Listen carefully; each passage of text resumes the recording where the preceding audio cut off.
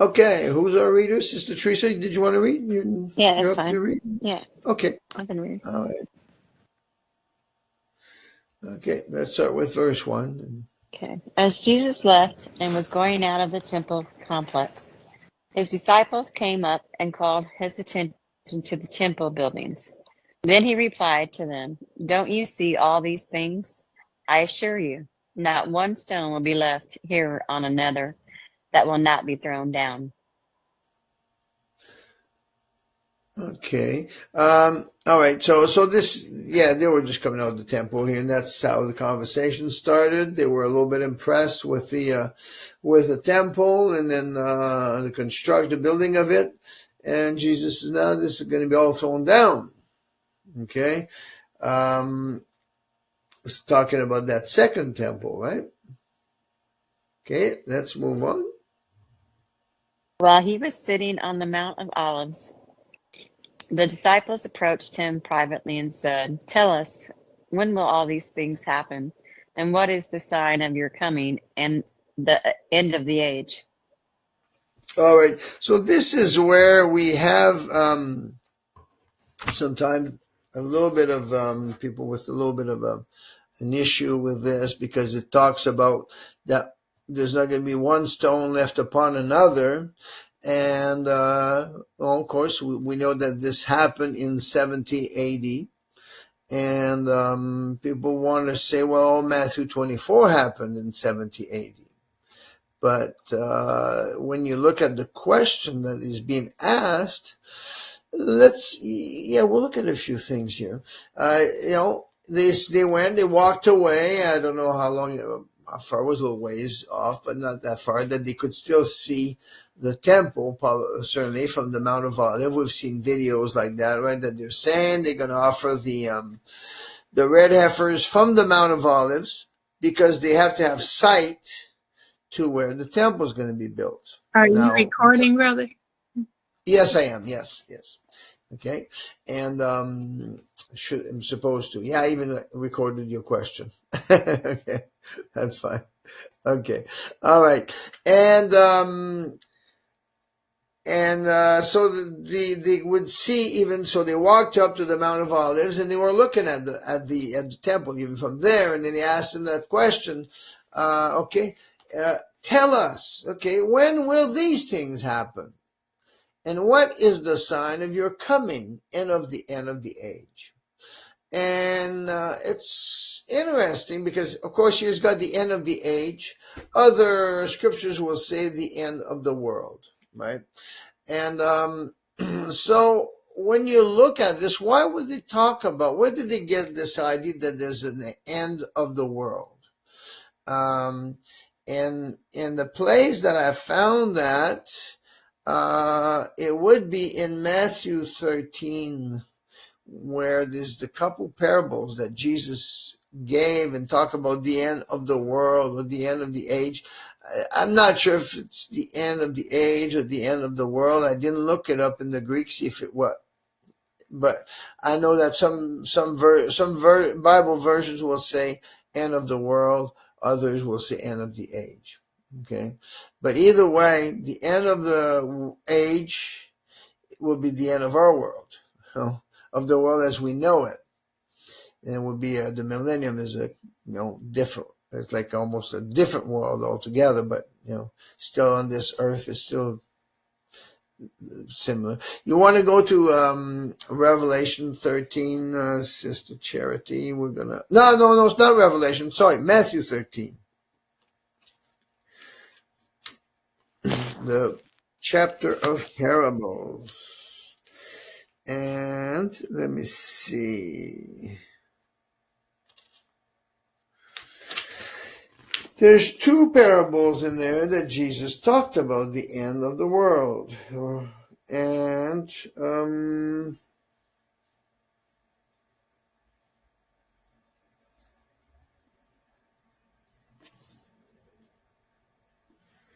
there's something there interesting that I heard, but I'll just go to the most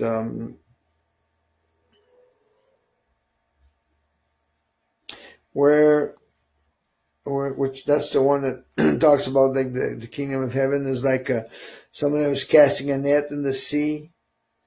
And there's two parables, one right after the other. They're saying very much the same thing. 40. Yeah, okay, the parable of the wheat and the tares. We'll just go to the when they ask him to explain it to them, to the disciples, right? Let's start.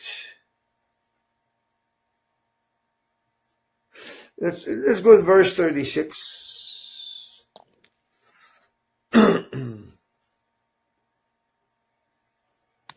36 to it. 36 to verse 40. Okay. Then he dismissed the crowds and went into the house. His disciples approached him and said, "Explain the parable of the weeds in the field to us." He replied, "The one who sows the good seed is the Son of Man. The field is the world, and the good seed, these are the sons of the kingdom. The weeds are the sons of the evil one. The enemy who sowed them is the devil. The harvest is the end of the age, and the harvesters are angels. Therefore, just as the weeds are gathered and burned in the fire, so it will be at the end of the age. The Son of Man will send out his angels, and they will Yes, gather keep from his kingdom everything that causes sin and those guilty of lawlessness." Let's see, where am I at? Yeah, when it moves, we lose it, right? Yeah, they will throw them 41, 42, into the 42. blazing. Okay, I'm at 42. They will throw them down, or throw them into the blazing furnace, where there will be weeping and gnashing of teeth. Then the righteous will shine like the sun in their Father's kingdom.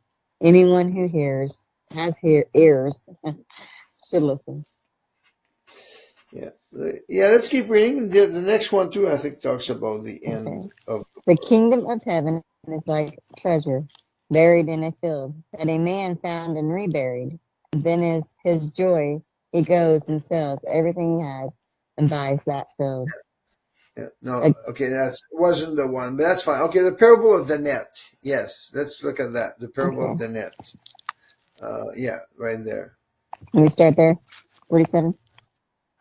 Yeah, Again, the kingdom of heaven is like a large net thrown into the sea. It collected every kind of fish, and when it was full, they dragged it ashore, set it down, and gathered the good fish into containers, but threw out the worthless ones. So it will be at the end of the age. So it will be at the end of the age. The angels will go out, separate the evil people from the righteous, and throw them into the blazing furnace, in that place where there will be weeping and gnashing of teeth. okay. I just want to show where would they get this idea to ask Jesus? Well, tell us when's all this going to happen, and when in the end of the world or the end of the age, right? And so I had to back up. Well, where did they get this idea from? Well, it was from the parables that Jesus taught.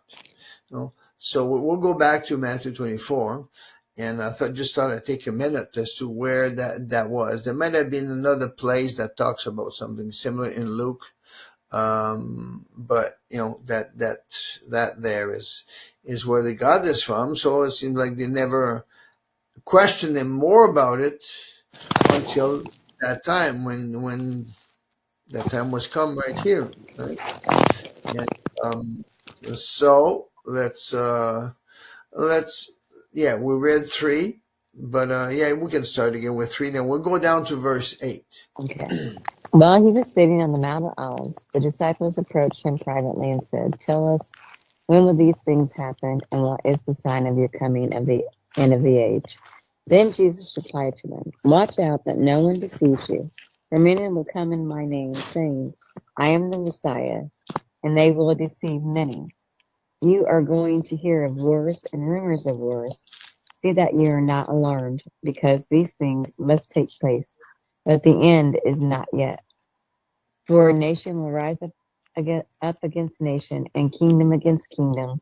There will be famines and earthquakes in various places. All these events are the beginning of birth pains. Okay, so this is really, yeah.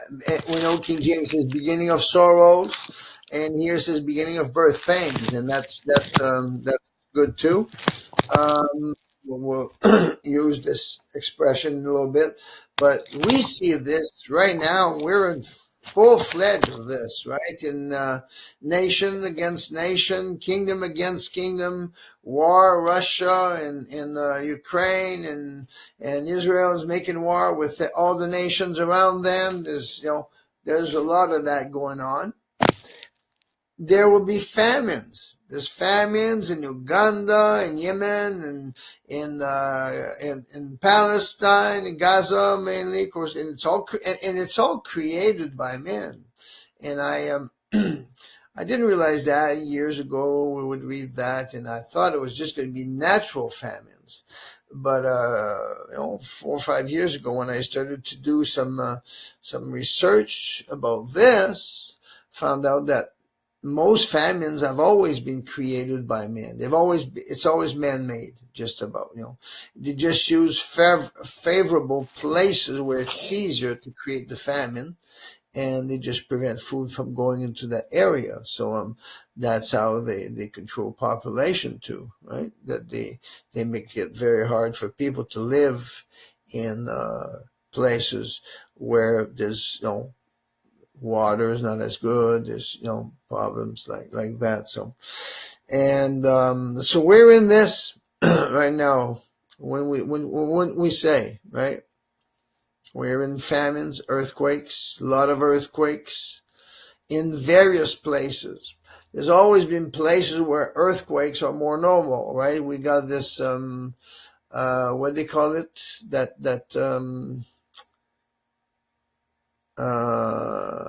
in California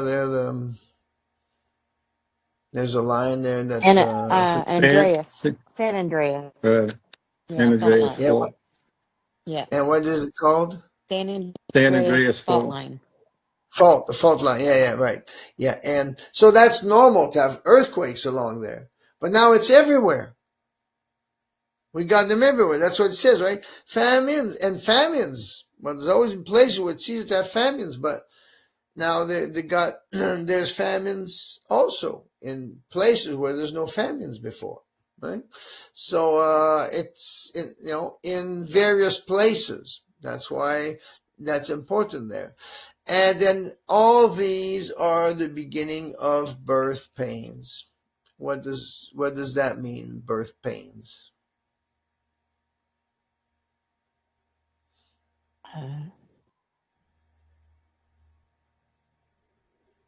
Something's about to bring forth. Yeah, but this is an expression that is used at different places throughout the New Testament in relation to tribulation. Because it's out of the tribulation that there's going to be a birth after the tribulation. Yeah. Travail? Pardon me? She said travail. Travail? Yeah, well, exactly. And the birth that is taking place at the end of the tribulation is what? The birth from the dead, right? Jesus was the firstborn from the dead, and the resurrection is referred to a birth from the dead. Yeah. So that's when he's talking about the birth pains come before the birth, correct? Right. Okay. Mm-hmm.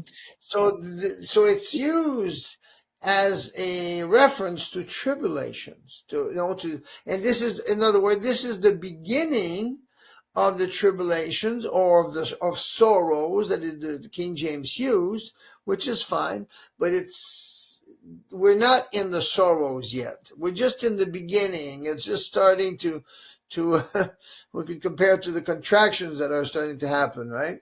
And then there's going to get into the birth pains, and especially when we get into the second half, where there's going to be a lot of birth pains. But after the birth pains, Jesus comes and the dead in Christ will rise. The birth from the dead. There will be a birth taking place. Okay? Now, let's move the text a little bit, please, Sister Charity. And I'm going to show, and this is one of the way that I've never heard anybody else teach it, but to me that means a lot. That was a little bit too much. I just want to show the space between verse 8 and verse 9. Okay? And this space is very meaningful. It's there in the text in this version, which is great, right? It's separated the beginning of birth pains. And then if we just read verse 9, it says, then, right? No, go ahead, read it. Sorry. Then they will hand you over for persecution, and they will kill you. You will be hated by all nations because of my name. Okay. So, sorry. It says, see the word there, persecution. Then they will hand you over for persecution. After the beginning of birth pains, then we get into persecution, and that's the birth pains that will begin. Well, that will be starting to really be active, right? So we got a part that's the beginning, and then we transition into a different stage of the tribulation. Really, that's when this would be when the temple will be built. And they start sacrificing again, right? Animals.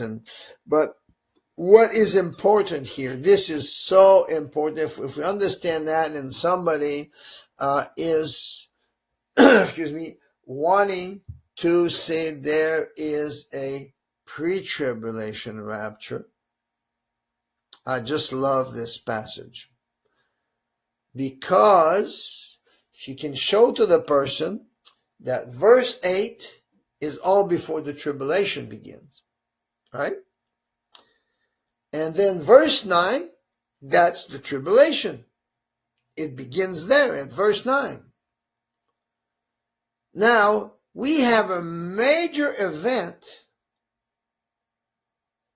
that is not even mentioned there, according to dispensationalism.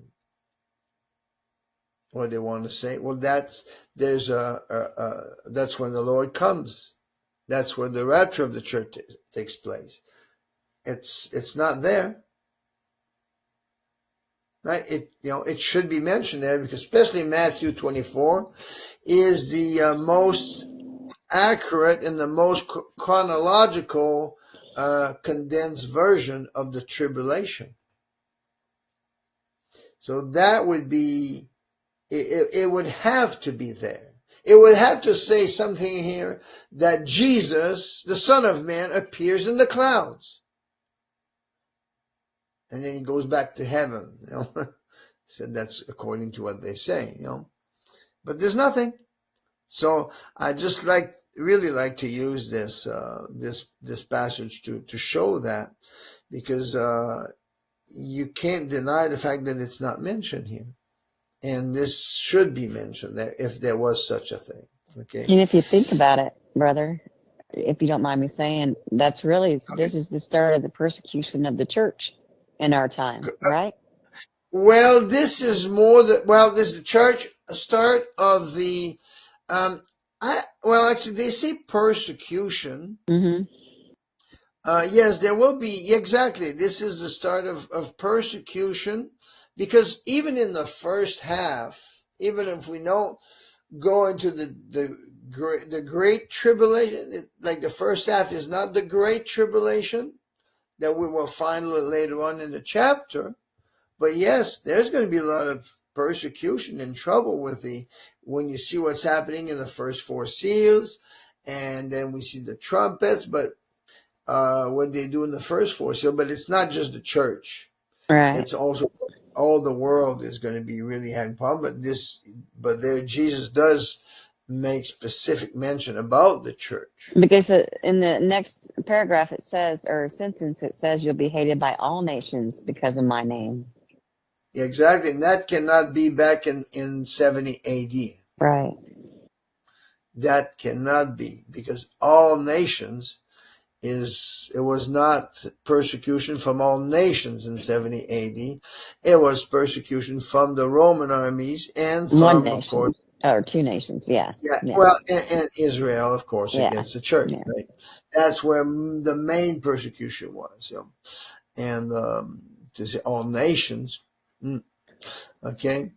All right, let's keep on reading. Then many will take offense, betray one another, and hate one another. Many false prophets will rise up and deceive many. Because loneliness will multiply, the love of many will grow cold. But the one who endures to the end will be delivered. This good news of the kingdom will be proclaimed in all the world as a testimony to all nations, and then the end will come. So, this good news of the kingdom will be proclaimed in all the world, right? The gospel of the kingdom will be proclaimed in all the world as a testimony to all nations. That cannot be 70 AD because the gospel was not proclaimed to all the world then as a testimony to all nations. We have, when we read the narrative or the account from Luke's writing, it's totally different. It's got a different account, right? So, but in here we see that in Matthew he's talking about the end of the age, right? The end, yeah. Okay, so I'll just see if there's anything else I want to mention here. Betray one another, hate another, many false prophets rise up, deceive many. Okay, because lawlessness will multiply, the love of many will wax cold. Okay, yeah. So lawlessness is also the same word is used in Second Thessalonian, as we were looking at the other night about the mystery of iniquity. Some versions will say the spirit of lawlessness. So this is all going together, and he says, okay, the news of the kingdom will be proclaimed in all the world for a testimony. And then he says, and then will the end come, right? So we're not at the end. This is the first half. So I like how this Bible seems to put separation between the texts. We have verses 9 to 14 here is relating events of the first half of the tribulation, which are wet seals.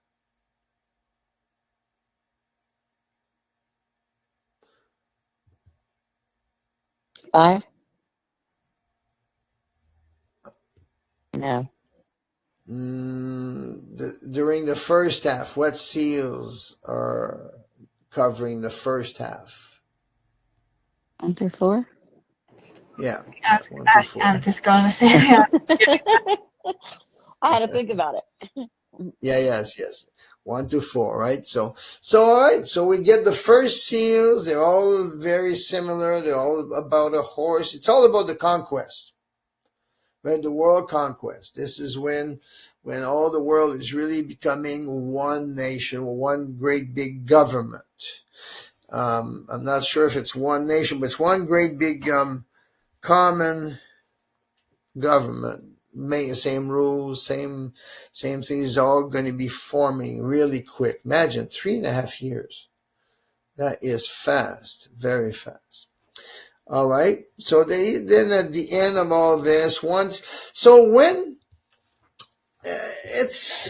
this is significant too, right? It says that the good news of the kingdom will be proclaimed in all the world. So it's like there's not going to be parts of the world that will not have heard the gospel of the kingdom of God, right? Mm. Once we get to the first half.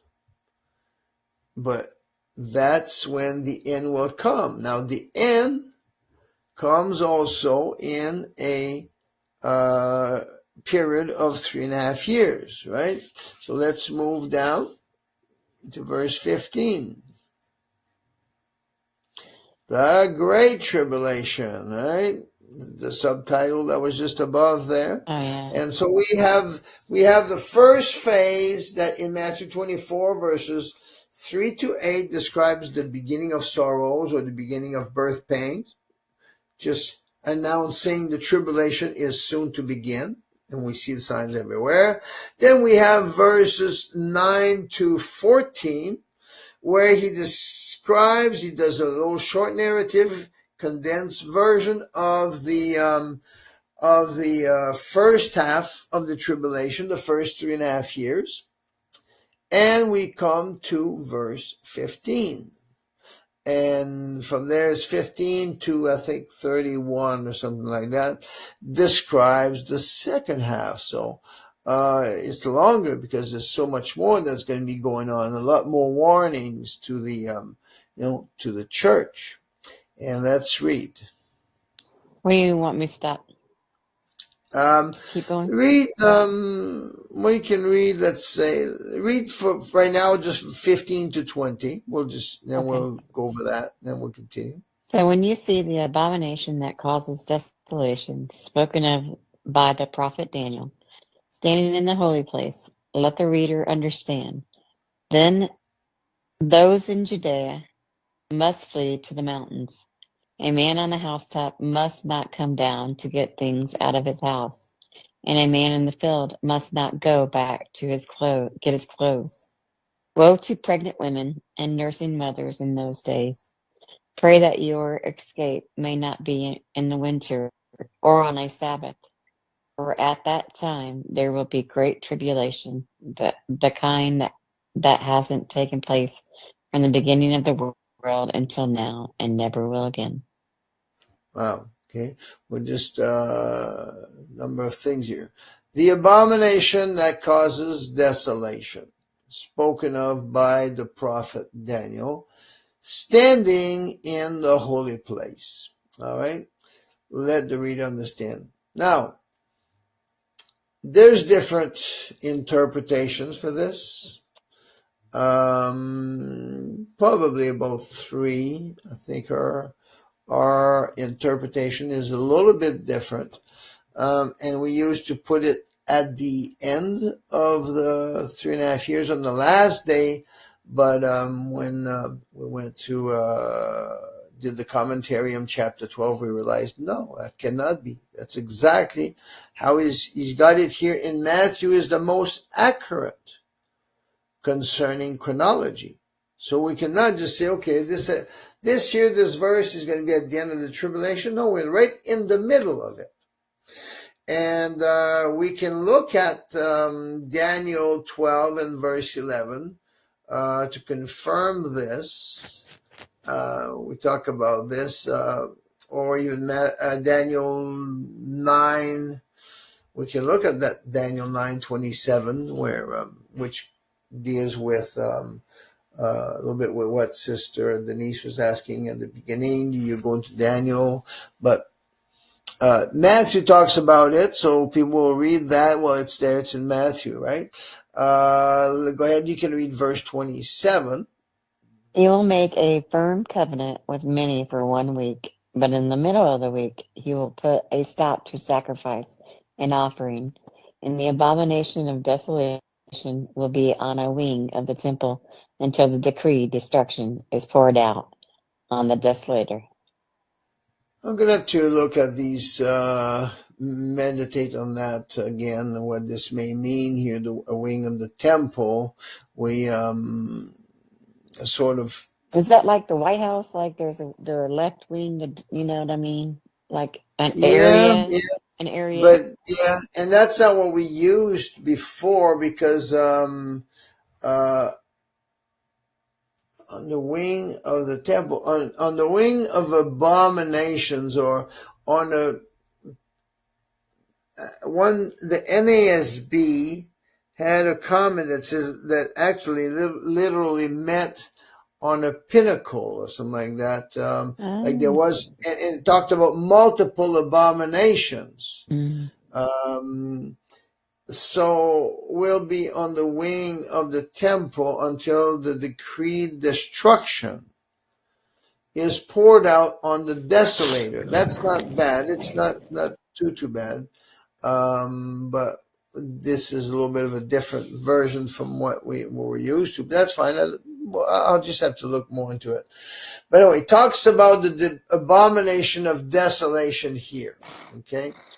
And there's a mention of the abomination of desolation in chapter 8 of Daniel.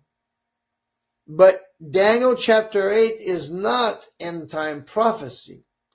It's actually, it was passed. It was passed before Jesus even came.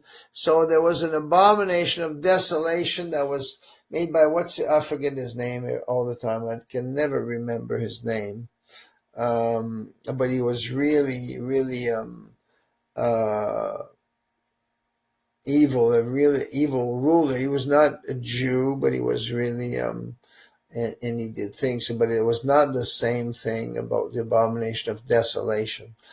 This here is speaking about the abomination of desolation. We're going to look at what that abomination of desolation means. If we go now to Daniel 12 and verse 11. Okay. Now we looked at there in verse 27 is telling us that in the middle of the week, which means in the middle of the 7 years, right? A week of 7 years, the abomination of desolation is going to be set up there. Well, and we see that here in verse 11. From the time the daily sacrifice is abolished and the abomination of desolation is set up, there will be 1,290 days. The one Yeah, who waits. Oh, that's good. That's okay, good. okay. Yeah, that's the one we want to deal with here.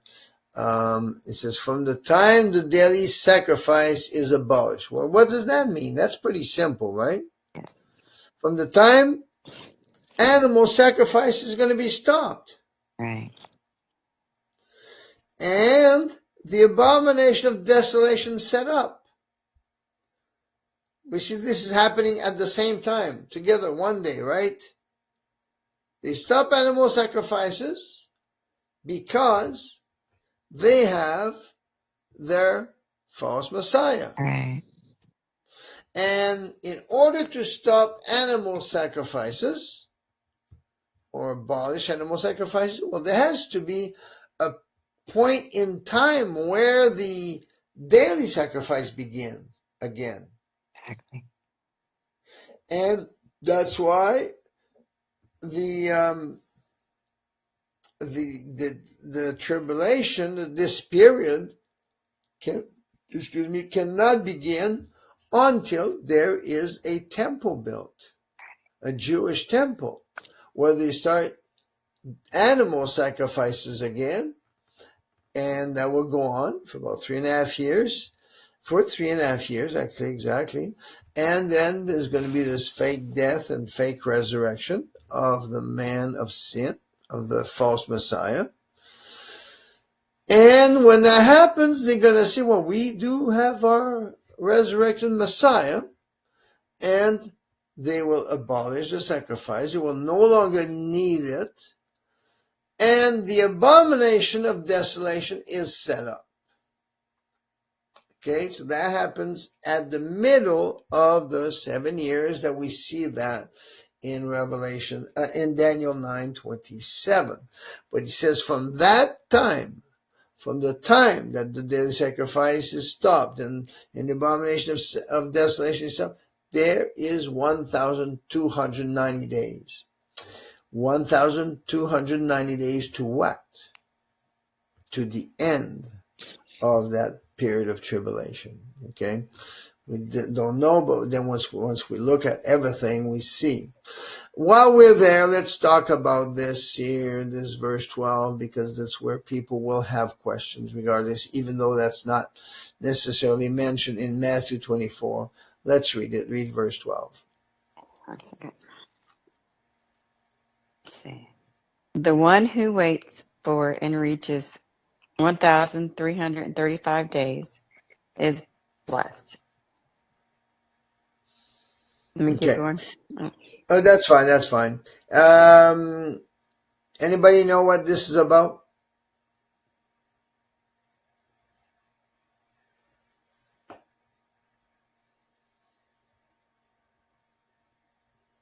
Okay.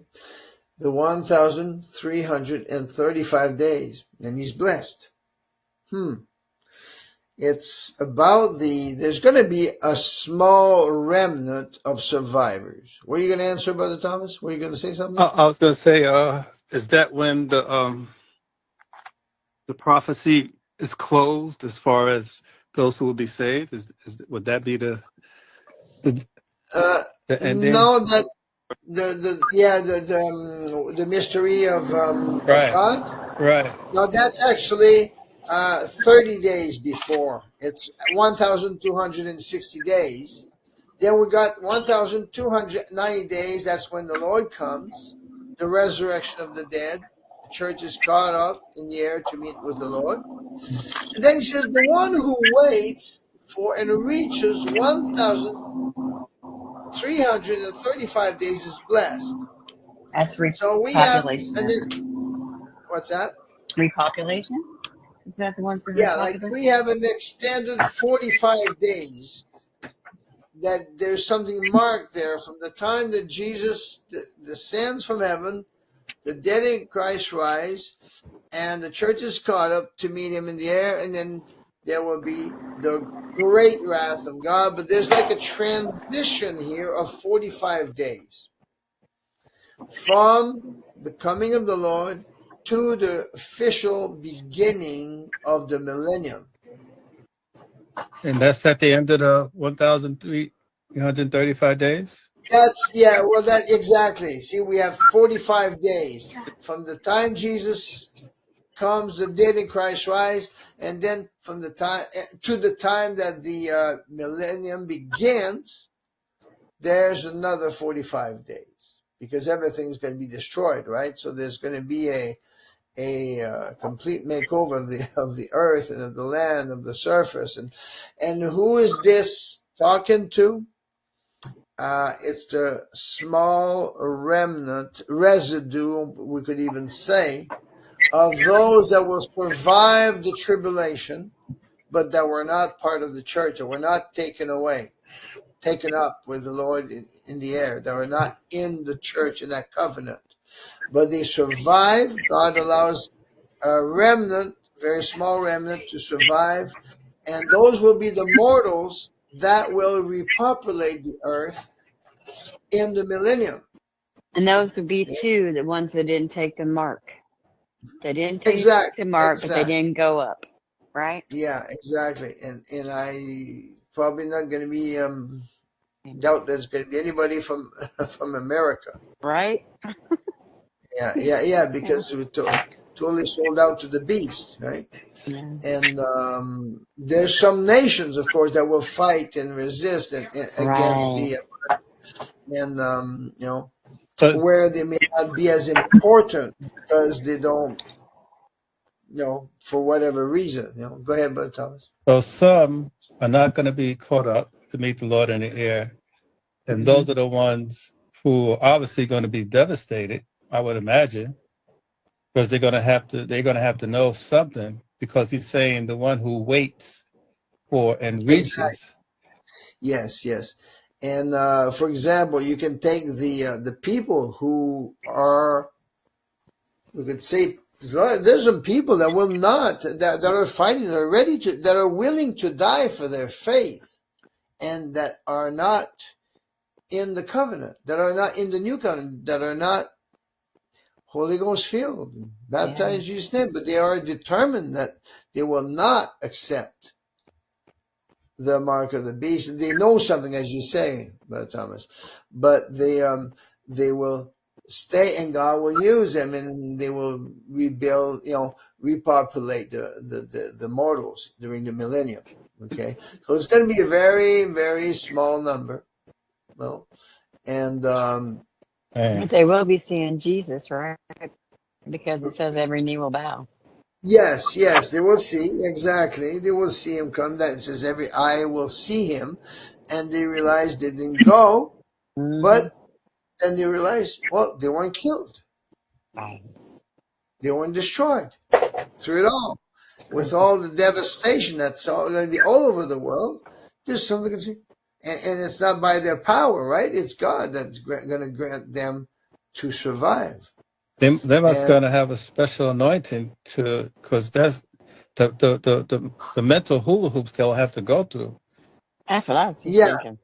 There's going to be but if you look at this, for example, when Jesus died and he raised from the dead on the day of the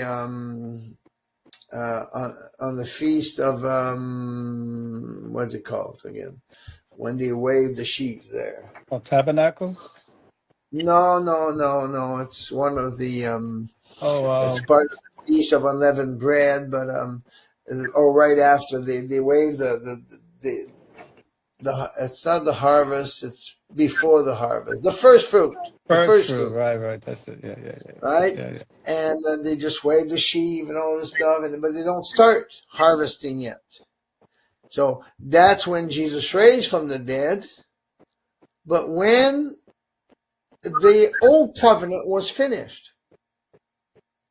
right? When Jesus raised from the dead, the old covenant was finished. The temple was finished. There was no more, the veil was torn. They could not offer sacrifices. It was finished. But when did the new covenant actually begin? How many days later? When was the church born? Yeah, day of Pentecost. How many days? 50 days. 50 days, correct. So in here we have something that is going to be like 45 days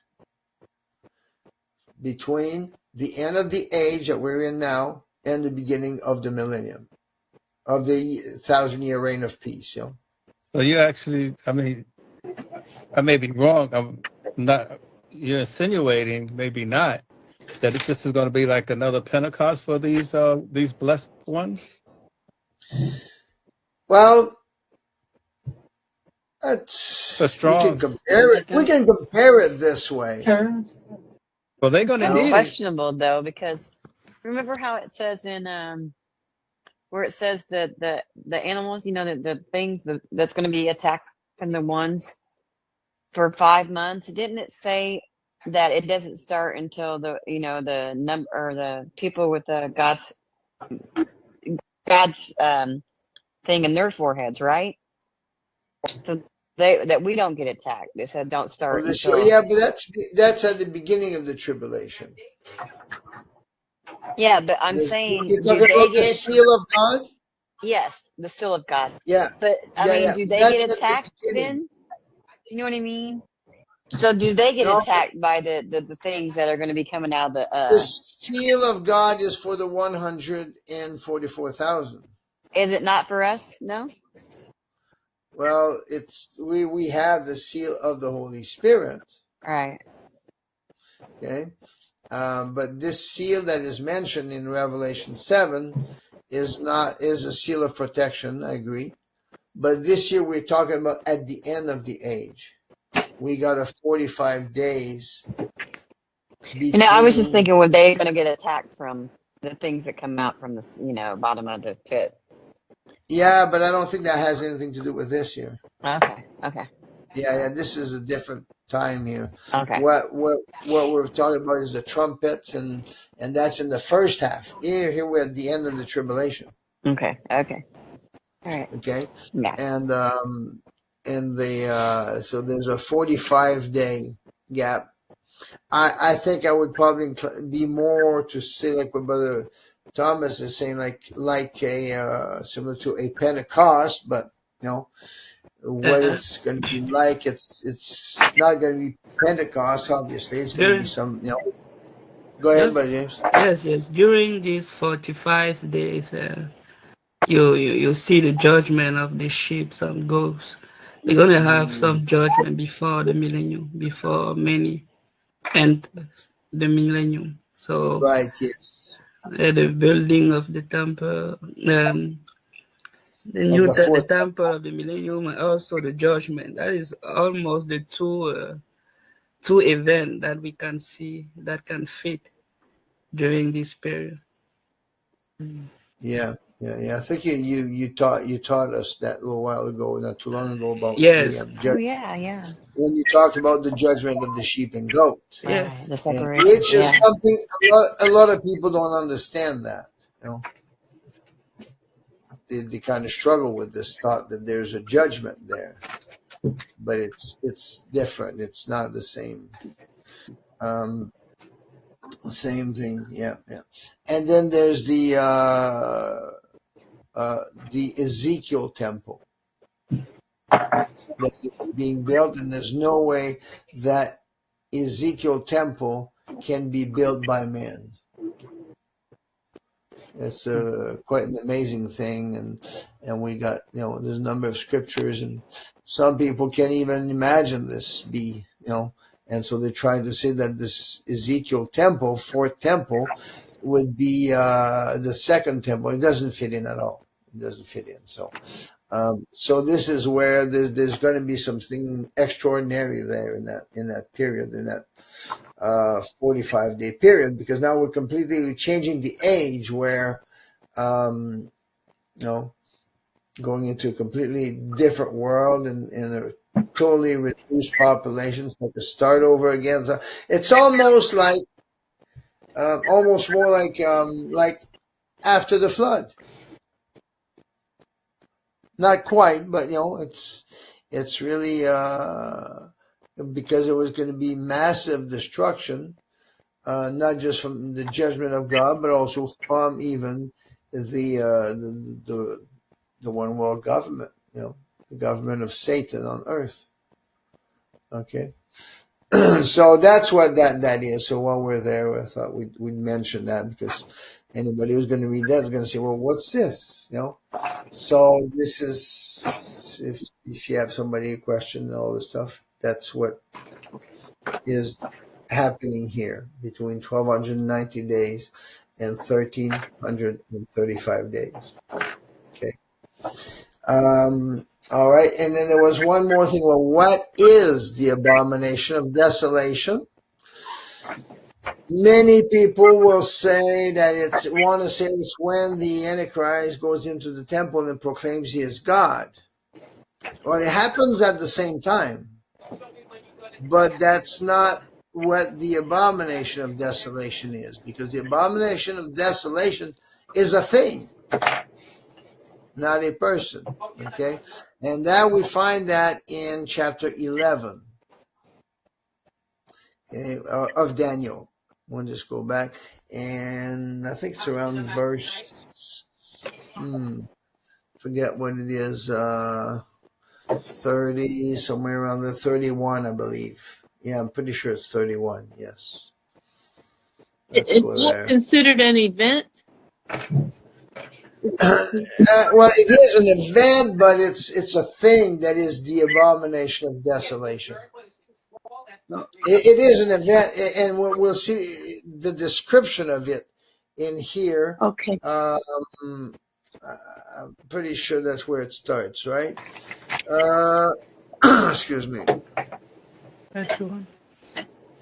Is it 31? Yes. Yeah, I think so, yeah. Okay, 31 to let's what? read that. Let's read, just read 31 for now. Okay. His forces will rise up and desecrate the temple fortress. They will abolish the daily sacrifice and set up the abomination of desolation.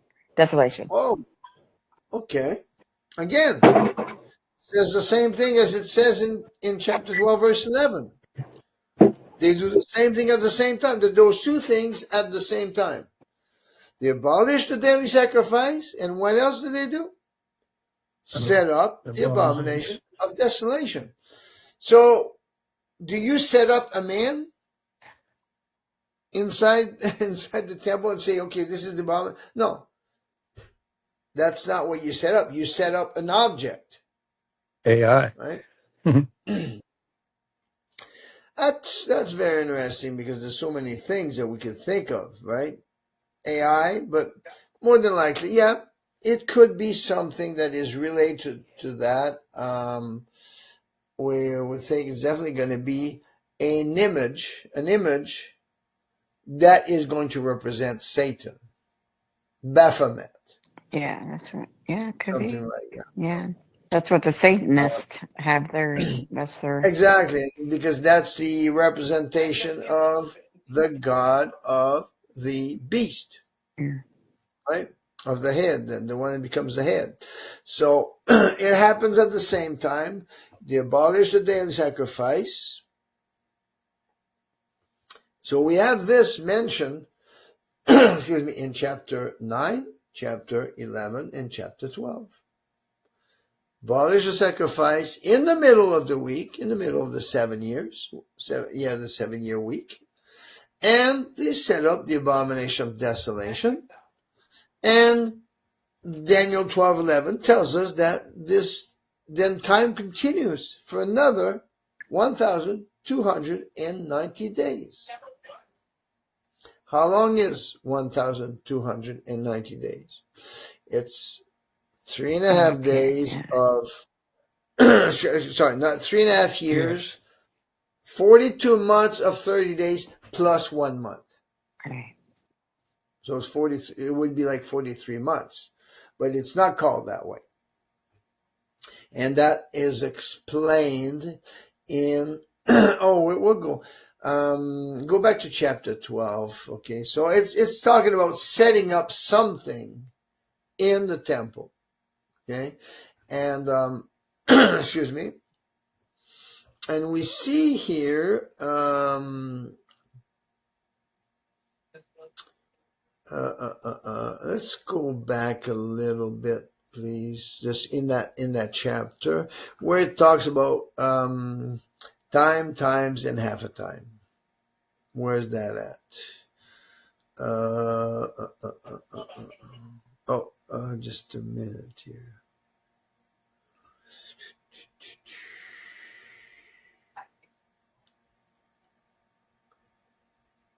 Okay, but then you'll keep up. Okay, I think it's close here. Then Daniel looked up to others. Okay, right here, right? It says, verse 6 is, how long until the end of these extraordinary things? How long is this going to last? This horrible time that's going to be on the earth. And you can read verse 7. I think that's where we're getting there. Yes, go ahead, Sister Teresa. Yeah, verse 7. Then I heard the man dressed in linen who was above the waters of the river. He raised both his hands and toward heaven and swore by him who lives eternally that it would be for a time, times, and a half time. All right. And that we discovered in chapter 12. That Daniel never preached, never prophesied about 1,260 days or 42 months. That was John that prophesied that. It was revealed to John in chapter 11. He gave the measure in days, 1,260 days.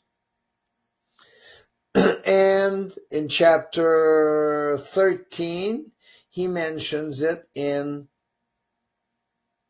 months, 42 months. But in chapter 12, he mentions days, 1,260 days. And then he mentions time, times, and half a time.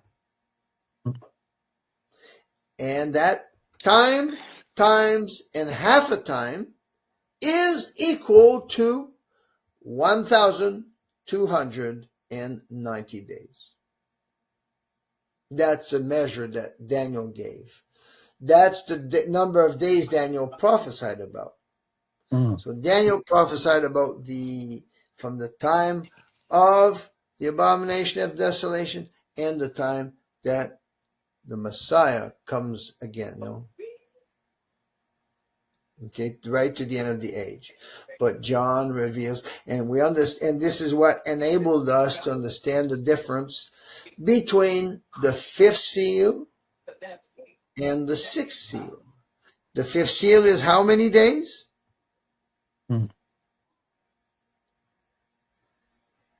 How many? I saw your lips move, but I didn't hear what you said. How many days? I have such a bad memory. What is it? 1,060. 260. Yeah. Or how right many months? And if we say use the days, we measure in days. That's from the perspective of what God is doing with the two witnesses and the 144,000. That's given in days. But when it talks about what Satan is doing through this false Messiah, the Antichrist, it's given in months. How many months? 42. 42 months, correct. Okay. And then and that's the fifth seal. Right.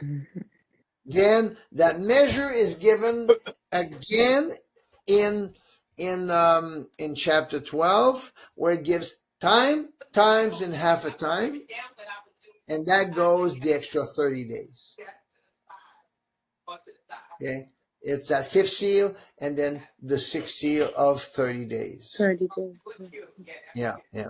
It's amazing. It's kind of amazing how the seals have such a difference in their length. Right. We got the sixth seal is the shortest seal, 30 days. Then we got the seventh seal, which is 1,000 years plus. Yeah, over 1,000 years. So it's kind of amazing, right? Yeah. So all right. So we covered a few things here that are different, beyond just the surface of Matthew 24, but it brings us to all these measures. Okay. So did we cover what the abomination of desolation is? I think we did, right? Yeah. It's a thing. Yeah. It's not a person. Yeah, exactly. But at the same time, the man of sin will go in the temple, claiming himself to be God. Claiming he is God, right? Yeah. I know some Bibles will say a God. I have no problem with that, whatever. I used to think he has to proclaim that he is the God of all. But obviously he will proclaim he's a God. Just like the emperors did in the Roman Empire. They wanted to be called God. And so let's go back to Matthew 24. We established here that two things happened on the same day at the same time here with Daniel 12 and Daniel 11, that there's going to be the sacrifice is removed, taken away, and at the same time then the abomination of desolation. Actually, why is it done at the same time? Because the abomination of desolation replaces the sacrifice. So it's done together. Well, we don't need sacrifice anymore. We got our Messiah. We got his God with him. We'll put the image of his God with him. And it's hard to say. We say Baphomet. We need to be always open-minded to see. Maybe this is hard to know exactly what it is. Right? We're not sure until we get there, right? Because it doesn't say. Yeah. We're trying to say things, but we have to be careful. Right, on stuff right. like that, because it doesn't say specifically. Right. So yeah, so Okay. I'd like to be on the prudent side. All What? right. Well, even with the man of sin, which we think is Ben Gavir, but it could be somebody else, right? Oh, yeah, we don't Yeah, know. kind of hard. I mean, yeah. We can't say it. And This some saith the people Lord, say right? it's hard to think that how can anybody gonna love this man? Exactly. Was it you, Brother Exactly. Thomas, who asked this Yeah. question? Who's gonna love a man like that? Exactly. That's what makes it difficult But to. I mean, but they're so crazy. I'm coming by there to get Tommy's. And you know anybody know about We need it in the morning. I'm getting ready. Daniela Waste? He just, Daniela Waste, what her name is? Weiss? Daniela Waste. he's breaking Weiss? by Yeah. Larry's. Who is that? She's she's a real psychopath. She is Wow. totally crazy. She's kill all the Palestinians. We want to erase their name. We just kill them. And she's the one who's been bringing in settlers in Palestine. Oh, Hmm. wow. Oh, she is really. I mean, she's so evil. Mm. She is so evil. And she's an older woman. She's almost 80 years old. Oh, my God. Mm-mm. Wow. Yeah, she's really, really oof. Mm. And that Zionist thing. She says, no, I have no empathy for any of those Palestinians. Boy, I don't God care. does harden their hearts, don't he? Yeah, she says, we can kill their kids, we can torture them. I have no empathy. Wow. Mm. Yeah, she's a real Nazi. Yeah. Yeah. Wow. Yeah. Crazy. She's really crazy. Yeah. All right. All right. So he says, okay, so when you see the abomination that causes desolation, spoken of by the prophet Daniel. I'm just thinking about this desolation. Something is just coming to my spirit now. Mm. Because that's when the killing of the Christians is going to begin. Mm. That's when they're going to also pull out the guillotines. Yeah. That's when the real enemy of the state is going to be the true Christians. Right. Because they're all going to be all together as one government. Right. And the ones that will not that will really disturb him is going to be were the Christians who refuse to bow to him or to honor him. So this is where we have to realize no honoring to this man in any way, shape, or form. And so I realized that but hey, we just we have no honor to give this man in any way when he comes around, and even now, right? So this is preparing us Right. mentally with preparation. Remember there was back in the 80s there were all these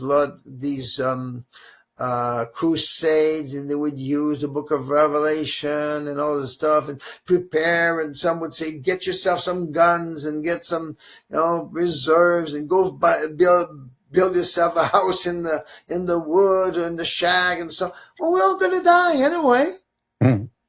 It's to That's not what mentally prepare us. exactly. It's funny you say that Mentally, because when I was at the store today, there was three of us talking about, about what's going on now, the inflation and, the jobs and stuff. I said, and lady looked and said, it's going to get better. And I looked at her and said, no, it's not. I said, it's not right? going to get better. People need to read their Bibles. Ask for the Holy Ghost, Exactly. because It's not better. it's not going to get better. And I told them we need to prepare for when it gets worse. Wise version. Yeah. Yes. Yes, exactly.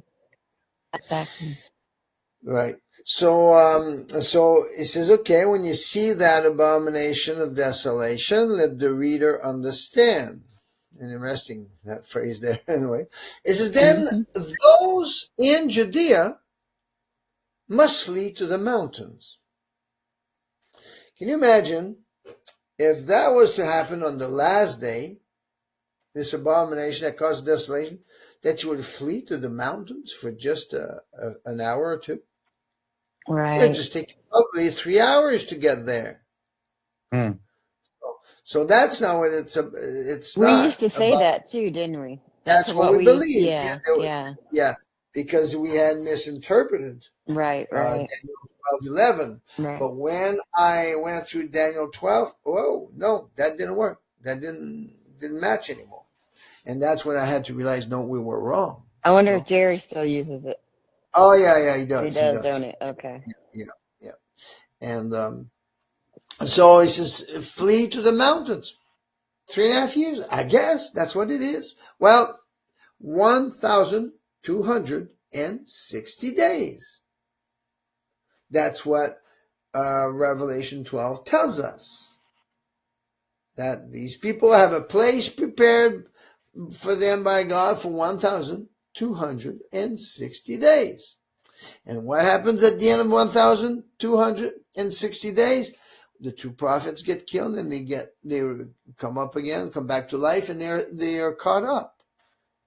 And with them, who? Hmm. The 144,000. 44. Yeah. So this is who this is talking about. Okay. And then he says, a man on the housetop must not come down. Oh, you read all this, to get things out of his house. So when that happens, when that man of sin that goes into the temple to proclaim he is God, and he move in this image, this abomination of desolation, when they set it up, where does it say? Standing in the holy place, right? So, so again, standing. They're setting up something, and they set up something, and they set it up standing. So this is obviously an object. Could be a Okay? hologram. A what? A hologram. Yeah, a hologram. Yeah, a hologram. Where you can see, but you can't touch it or anything. It's like a picture, but Well, it's like 3D. A hologram. yeah. We don't know, but anyway, it's obviously going to be Oh, it could be like the one in televised. Vegas. You know, the one in Vegas is Televised. called a sphere. Could be Okay. something like that. That's big. But whatever it is going to be, this obviously going to be a big event that is going to be on the media, Yeah, because how are people going to see that if they're not in Jerusalem, or if they're not true. right there? It's because Exactly. it's going to be in the media. Right. Okay. And then so they're going to know. It's just, hey, those who are on the housetop or in the field, wherever they are, don't go down. Just get out of there. Get out of there in a hurry. And a man in the field must not go back to get his clothes. Just leave. Don't stay in Jerusalem. Just escape from there. It's going to be, and you know what? If we stop to think of it, this makes sense that it would be the 144,000 people who are considered Jews or Israelites, right? Because then they're going to be viewed as real traitors. They leave their Judaism to go and serve Jesus. Can you imagine the blasphemy that it's going to be for those Jesus haters?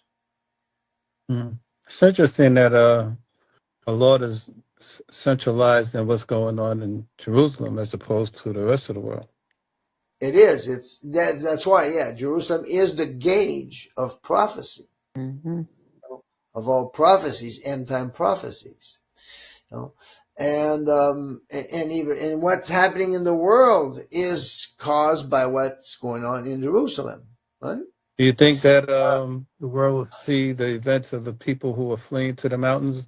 That'll be televised all over the world. This mass exodus. That's a very interesting thought. Could be. Why not? Yeah. Why not? It Right? has to be. This could be. How else have we that are in tune to prophecy will know? That these things, these events are happening because It will be. Look, we see what's going on, like in Gaza and all these things. We can see it, right? So Yeah, very good point. I like that, Yeah, Mark. that people Very. be reporting on it, right? Yeah. Yeah, Yeah. yeah. Oh, Okay. Um, verse 19, woe to the pregnant women and the nursing mothers in those days. Can you imagine? mm, And you're pregnant and you're trying to flee from all these psychopaths that are going to be in there running the government of Israel and the world, not just Israel, the world. And they're going to be the Jesus haters. They're going to want to just take them to the guillotines. mm. Oh, imagine the pregnant women and the nursing mothers, and he's telling to the man that's in the field, don't go back to your house, just leave, flee. There's so much more. The mothers, and also what did they do in the women, right? To the women, Mm. in times of war, they would rip them open. Dang. Yeah, so it's terrible, and then this is a very interesting thought. I seen somebody mention that people will say that we're supposed to be under the law, but where it says verse 20, pray that your escape may not be in winter. Well, that's quite obvious, right? Because it's going to be cold, and chances are it's going to be in the winter because he warns about it, but maybe not. I'm just trying to think. But it's from what I see how things are lining up, there's a good chance that it's going to be in the winter. But they're going to be, if they're there for 3.5 years, how are they going to manage to stay there, right? For not 3.5 years, 1,260 days. That's the right amount, number, measure that is given, okay? And he says, what does this mean? Or on on a Sabbath? Well, we're not, well, why is that? There'd be no protection as far What do as you mean? maybe, people to help. Because the Sabbath is a day of rest, correct? Yeah, but we're not under the law, right? No, well, I'm just saying, since she's centralized in Jerusalem and they're Right. fleeing, and he's telling them that it's not on the Sabbath, then maybe, those that would possibly help these fleeing individuals, they're resting. But the Sabbath, well, what about the Noahide laws?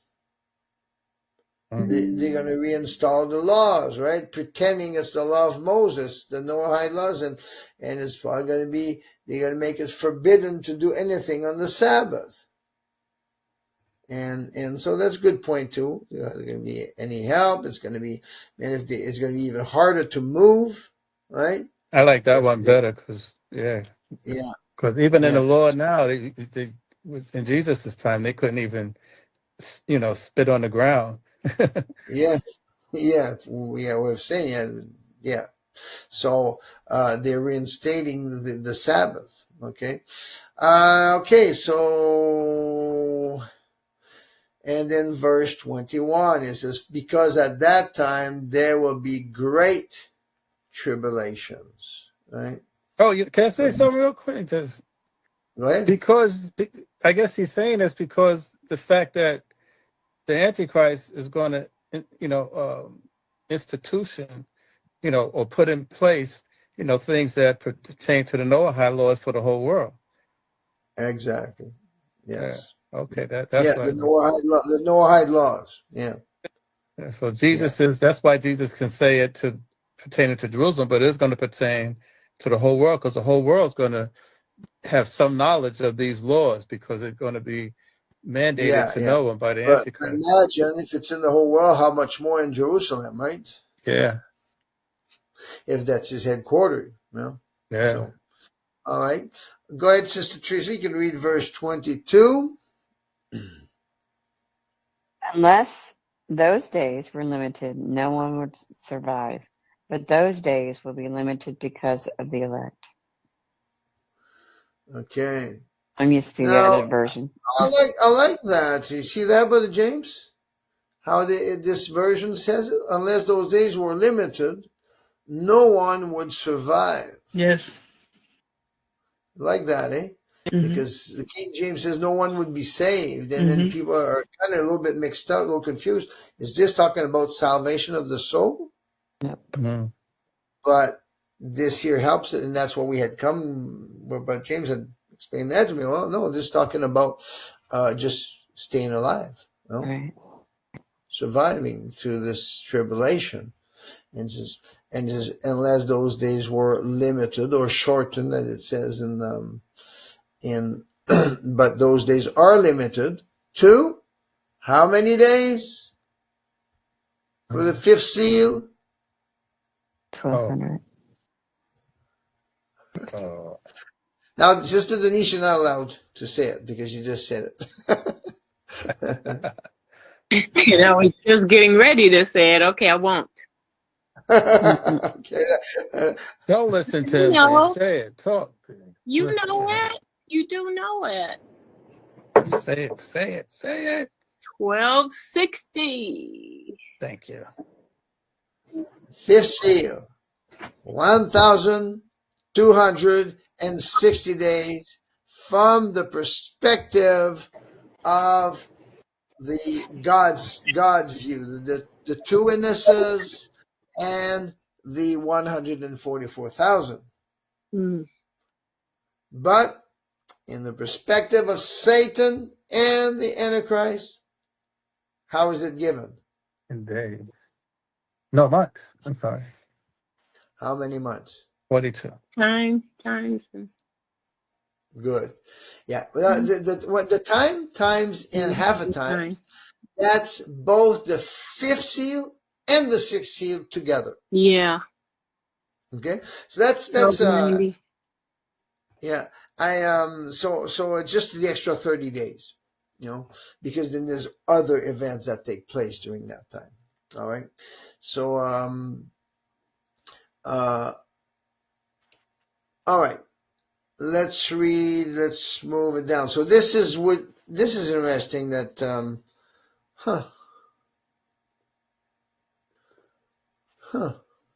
I'm just wondering. Talks about those days being limited. Don't know, I never thought of it before, if that's where the fifth seal would end, and then here this is more talking about the sixth seal, but doesn't matter. We're just going to keep on reading. Verse 23. All right, go ahead, Sister Teresa. If anyone tells you then, look, here is the Messiah, or over there, do not believe it. False messiahs and false prophets will arise and perform great signs and wonders to lead astray, if possible, even the elect. Take note, I have told you in advance. So if they tell you, look, he's in the wilderness, don't go out. Look, he's in the inner rooms, do not believe it. For as the lightning comes or from the east and flashes as far as the west, so will be the Son of Man. Wherever the carcass is, there the vultures will gather. Okay. So, it's amazing, right? Even during the Great Tribulation, and probably even into the sixth seal, there's going to be false messiahs, false prophets arise. So it's not going to be just the one false messiah. There's the one false messiah of the Jew, who's going to be the ruler over the world. But there's going to be other false messiahs and false prophets beside the Antichrist and his associate, the false prophets, right? So there's going to be more than just one. It's going to be deception like never before, okay? And God protect us and keep us, and this is how we prepare for this. This is why we prepare mentally for what we're going to have to go through, but we also prepare with knowledge. And this is the greater part of the preparation. The other part, well, yeah, if we can prepare also in our goods and needs, whatever, good, but we may not be able to. And even for example, we see these that will flee to the mountains. Well, they keep preparing the thing, material. To just flee. Don't take your clothes. Don't bother about anything. Just go with what you got on and get out of there quick. No? So, all right. So we got false messiahs, false prophets will arise. Go ahead. Yes, just a small comment, but is about how many gonna be deceived. You know, when you don't know where Jesus is gonna come, you know, someone can even take you in the trap and tell you that, you know, come, the Messiah is in this place, and then you came, and maybe they're gonna kill you. But when you know the sign that Jesus, when he's gonna appear from heaven. You know, whatever Exactly. people are gonna tell to you, you know that that is not the sign that Jesus given to us. The sign is he come from heaven, Exactly. not And any that's where, place. yeah, exactly. That's where I was going to get into, because that's where those verses warn us, right? Jesus warned us there. Is take note, I told you in advance. You can know. Well, he said, I'm telling you in advance so that you know. And how many churches will say you cannot know? You cannot understand the book of Revelation? I was just thinking that. Yeah, right. Yeah, yeah. And but he's taking up. I told you in advance. Remember these things. No. And so if they tell you, look, he's in the wilderness, no, the Messiah, don't go. And this is what Brother James was saying. He says some are going to say, oh, he's here, he's there, the anointed one, or he's there, this prophet, there's a great prophet there, he's going to tell you what to do. And we even see signs of that right now, right? So many false prophets, deceivers, like never before. No? Pastors. And Mhm. right? Yeah, there's pastors. People following the way that people now follow these pastors. They already have that type of Yeah. spirit to So follow. sow $1,000.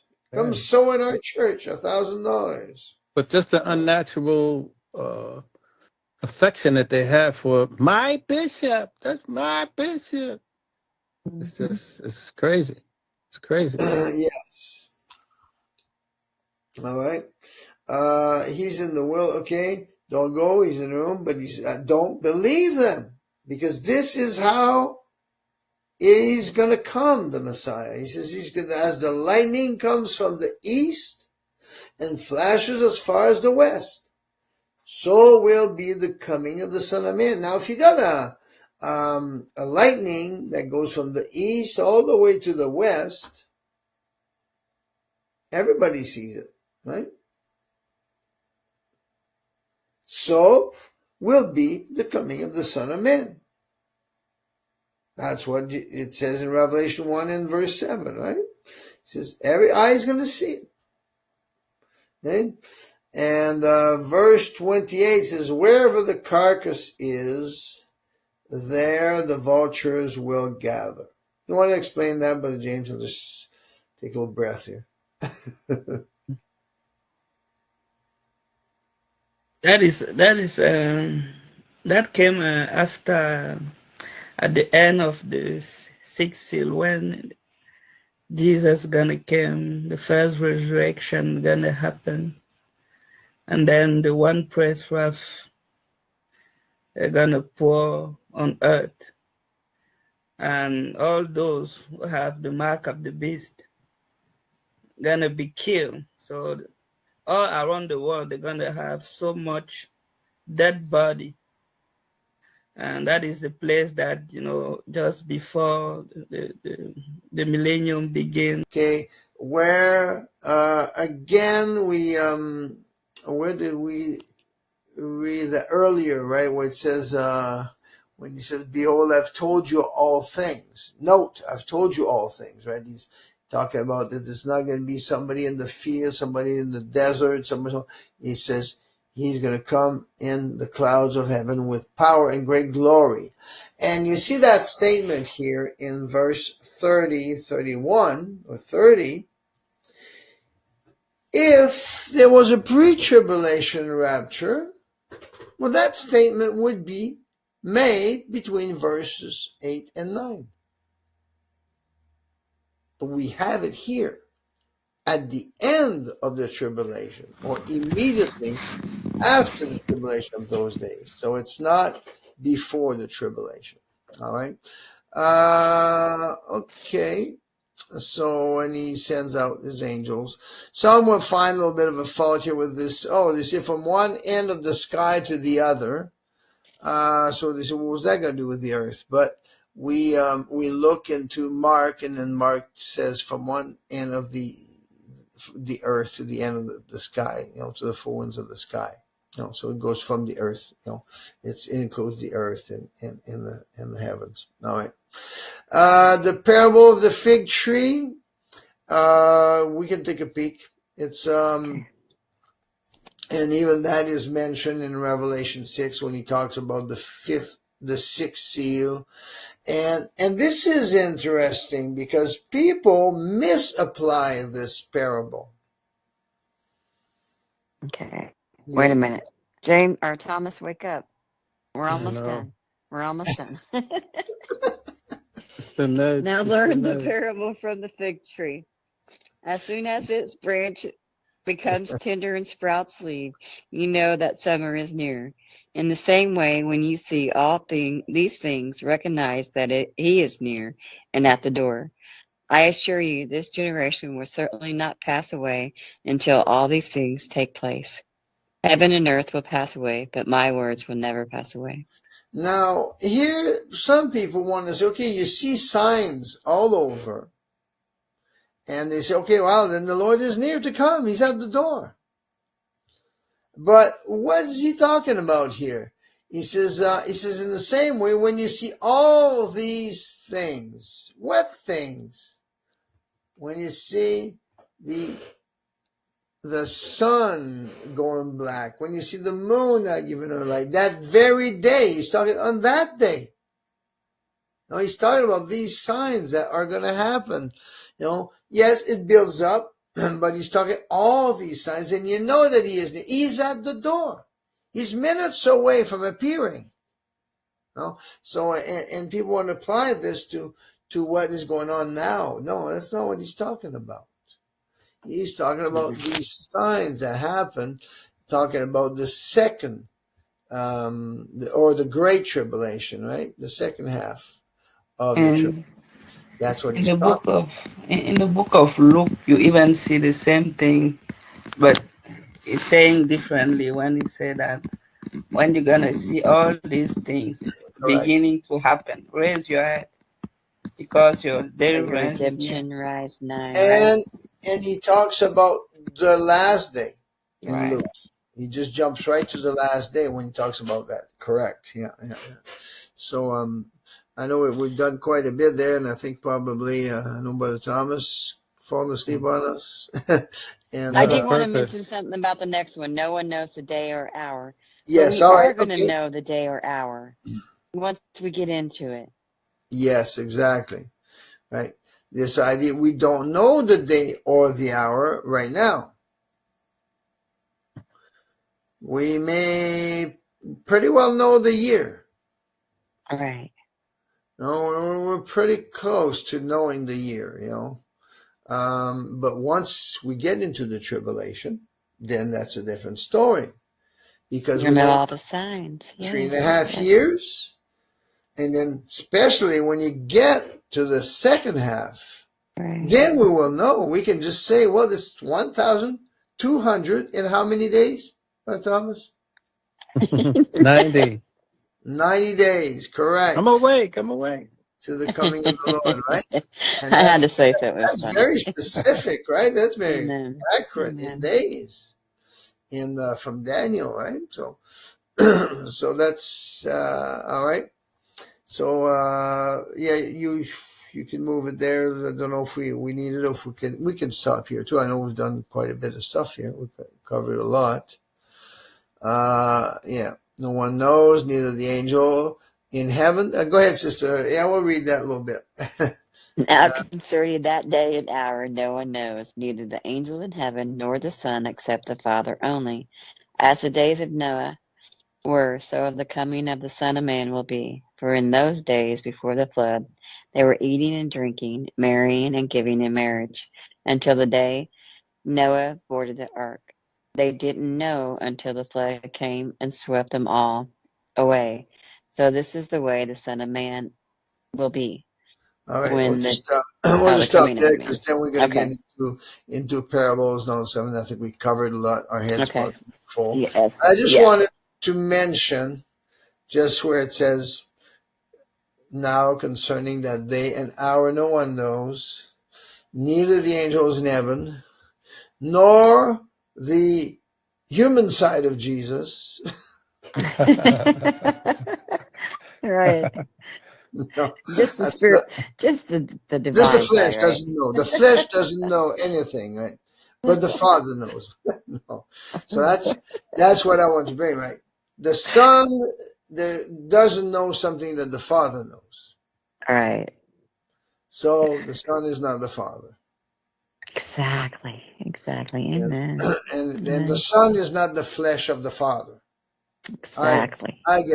I find it so blasphemous when people say that. Mm-hmm. Mm. Amen. Amen. So insulting Yes. to Jesus. Amen.